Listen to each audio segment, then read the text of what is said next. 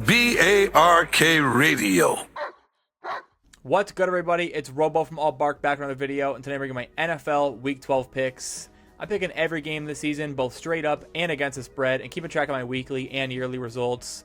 It's been a great year for the picks so far. Before we get into Week 12, let's go ahead and recap Week 11's results on the channel. Last week was not the follow-up to a 9-4 week I was looking for at all. I got off to an awful 0-5 start against the spread, missing some really tough ones with the Commanders, Falcons, and Vikings all choking away wins away late. And then some really bad reads like the Chargers on the road. We did finish strong with Monday night at least, and we're positive with picking winners. So hopefully this week's back to green again. Let's go ahead and get started with picking Sunday's matchups. First up Sunday, we'll start with the Giants at the Lions. The Lions continue to get bad injury news as now Sam Laporta is out for the season with a back injury. I still have this Lions team as a top 5 team in the NFL, or at least near it, but the schedule early on has been brutal, and they have not performed to expectations in some games this season. The schedule gets a lot easier down the stretch, though, starting with the Giants this week. Dart is still out with a concussion, and the game is in Detroit, one of the toughest places to play in the entire league. As I mentioned a couple weeks ago, this Lions team has won 13 straight after a loss. They've covered in a majority of those wins as well, but this spread sitting around 2 touchdowns is pretty high considering how the Lions have looked, and the Giants definitely being a better team than their record would show, in my opinion. They genuinely competed with the Packers under Jameis, and this defense can generate pressure on a pretty average Lions offensive line. So while I think the Lions streak continues, I think the Giants make it a little tough on them, and this one ends with a closer final, something like 30-23 Detroit. Chiefs-Colts should end up one of the best games of the week, with a lot on the line here as the Chiefs sit outside looking in for the playoffs, needing this win badly to not fall into a hole that could be really tough to climb out of. So it's a big plus that this game is in Arrowhead. They have not looked great the last 2 times out, losing to both the Bills and the Broncos on the road. The offense just got shut down last week by Denver, and this team just is not looking like the true contender they once were. It's really hard to count Patrick Mahomes out, though, even despite the great year the Colts have had. I think we've seen some hiccups from Daniel Jones lately, and he showed up on the injury report this week with a calf injury. He's off of it now and good to go, but that could be one to watch here.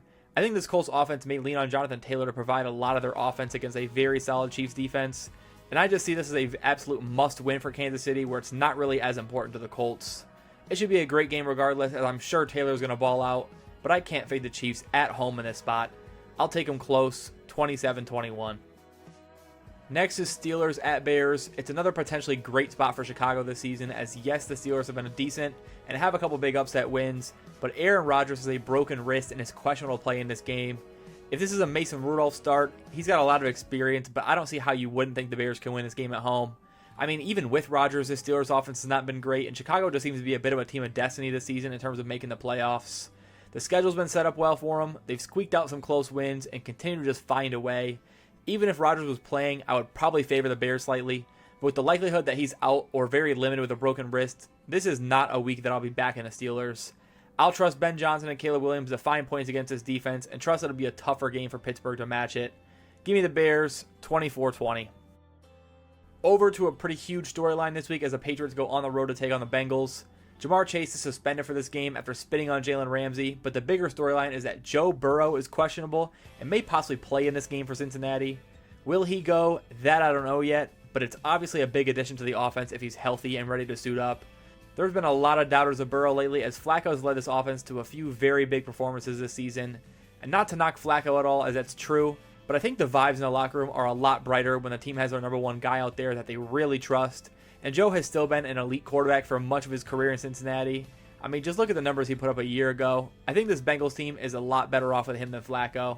If he goes, I like the spot getting 7, but even if he doesn't, like I said, Flacco's been pretty serviceable, and it's a big game at home. I like the Patriots to survive this one, as that Cincinnati defense is that bad, but the Bengals hang around, especially if it's Joey B, 28-24. Now over to a couple likely blowouts. We'll start with the Jets at the Ravens. This Jets team struck first last week against the Patriots on Thursday night and then didn't find any success at all until pretty late, and the game was never really that close. And that was a Thursday night football game against a division rival. We've seen all this season and others that those are some pretty weird spots that can get tricky. This Ravens team continues to roll as they have their backs against the wall making a playoff push, and they cannot afford slip-up losses like this one would be. Tyrod Taylor is back at quarterback for the Jets, which is good news for the passing game. But who's he even throwing to out there? This is just not a spot I want the Jets on the road. I've got to roll with the Ravens and expect them to win it by multiple scores and keep climbing up those AFC ranks. I'm going with the 31-14 final. The second likely blowout of the 1 p.m. slate is the Seahawks at the Titans. I said last week if the Seahawks hung around with the Rams, I think it proved they were not a fluke benefiting off of an easy schedule, and that's exactly what they did despite Sam Darnold having one of his worst games of his career. He threw 4 interceptions, but the Seahawks defense really stepped up and made life hard on Matt Stafford enough to make it a very close game the entire way, despite some short fields and a lot of free chances for that offense. And on the other end, I really do not think Sam Darnold is going to have many games like that again, especially not against a team like Tennessee. This Titans team is in a great position in terms of draft capital right now with the worst record in the league. The offense cannot do anything at all, and Cam Ward has just an abysmal starting cast. And as games go on, the defense is probably just going to get less and less interested in making plays. The Seahawks are in a great get-back spot here against a very bad team. I think this just isn't enough points, honestly. And I see the Seahawks taking this one big, 34-14. Our final 1 p.m. game is in the NFC North with the Vikings heading to Green Bay to take on the Packers. To summarize this one shortly, we've got a bad Packers offense going up against a quarterback who's struggling big time despite having one of the best weapons in the world on his roster. J.J. McCarthy is going through a lot of learning processes, and his mechanics are all out of whack. Things are just not impressive at all for him right now, and it's really holding this team back in my opinion. His offensive line has not been the greatest either, and there's been some drop issues, but there's just a ton of misplaced balls and bad misses. It's not an offense I expect to score many points, period, let alone against the Packers on the road. The Packers offense may be bad this season as Love has had his struggles, his receivers aren't very healthy, and the offensive line is terrible. But the defense has been a bright spot and can take over games, especially over vulnerable offenses. I think the under could be a great play here unless we see some pick sixes or easy points scored off of turnovers. But in terms of picking the game, I can't put my faith in JJ or this Vikings offense right now. It's Packers for me this week, 20-13. We'll start the 4 p.m. slate with Jags at Cardinals. Maybe I've been too low on the Jags. They just crushed the Chargers, who proved my Joe Alt theory right last week, despite getting a great win the week before without him. This season's been so up and down with them. It's so hard to get a good idea of what works and what doesn't. But that was a very good win for the Jags nonetheless. But this Cardinals offense has not been that bad with Brissett, honestly. His numbers look great, and just a couple weeks ago, this team was beating the Cowboys in Dallas and hanging with the Packers. And this game is at home again, which is a positive, as Jacksonville has to travel all the way across the country coming off of a huge win. I feel like nobody's going to be on the Cardinals in this spot, for a good reason, but they did just face the Seahawks and a healthier Niners team last week who had basically the entire offense available. 2 very tough spots, and I'm not ready to fully give up on Arizona thinking they'll tank and get blown out left and right. I think this is the game we see an upset happen nobody really wants to pick, so give me the Cardinals close this week, 26-23. Next is the game of the week in the media's eyes. Shedeur Sanders leads the Cleveland Browns for the first time on the road against the Las Vegas Raiders. I actually like Shedeur Sanders. I was higher on him as a prospect than his draft capital, of course, but he did not look ready at all last week, and this offensive line is not going to do him any favors, as it didn't in that game where he was thrown into the fire. Luckily for him, the Raiders are just as bad a team, honestly, and the Browns defense is one you can really rely on to keep you in the game and maybe make a few plays that get you points or free scoring opportunities. I think this one goes down to the wire as the Browns offense does not find really any rhythm while Shedeur is still developing and learning.